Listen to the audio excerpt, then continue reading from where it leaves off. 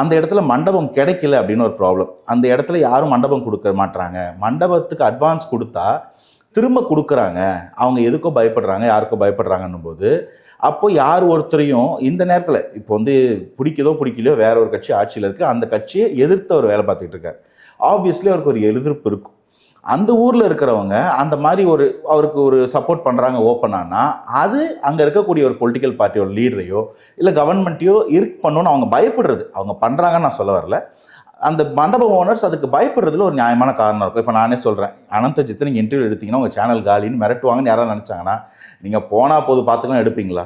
வேறு ஆளை பார்ப்போம், என்ன அவசரம்? அப்படி தான் நான் உங்களுக்கு முக்கியமாக கூட ஃபோன் பண்ணி சாரி பிரதர் அப்புறம் பார்க்கலாம் தான் சொல்வீங்க. அதுபோல் ஏதாவது ஒரு நிர்பந்தம் அங்கே இருக்க வாய்ப்பு இருக்குது. இது எல்லாத்தையும் யூகங்களா இல்லை நிஜமாக எதுவுமே உங்களுக்கு வந்து ப்ரூவ் பண்ணணும். உண்மைன்னா அந்த இடத்துல அந்த ஒரு மண்டபக்காரர் வந்து இந்த ஸ்டேட்மெண்ட் எனக்கு தெரிஞ்சே இருந்தாலும் அவர் வந்து ஓப்பனாக இதை உங்கள்கிட்ட சொன்னால் தான் நான் ப்ரூவ் பண்ண முடியும். உங்ககிட்டயோ கோர்ட்லேயோ அதை அவங்க செய்வாங்களா? பயந்துருக்காங்கன்னா அவங்க செய்வாங்களா? ரெண்டாவது அந்த மாதிரி ஒருத்தர் தடுக்கிறாருன்னா அவர் ஒத்துப்பாரா? ஸோ இந்த ப்ரூஃப் இல்லாமல் நான் சொன்னால் நீங்கள் அது உண்மையான்ற கேள்வி எடுப்பீங்க. ஸோ நீங்கள் அதை யூகமாக வச்சுக்கோங்க. ஆனால் புரிந்து கொள்ளக்கூடிய ஒரு அரசியலில் ஒரு பொலிட்டிக்கல் மெச்சூரிட்டி இருக்கவங்க, குறைந்தபட்ச அறிவு நேர்மை இருக்கவங்களுக்கு இது புரியும் என்னன்றது. அப்படி இருக்கலாம் அப்படின்னு தான் நான் சொல்ல முடியும். இது ரெண்டாவது.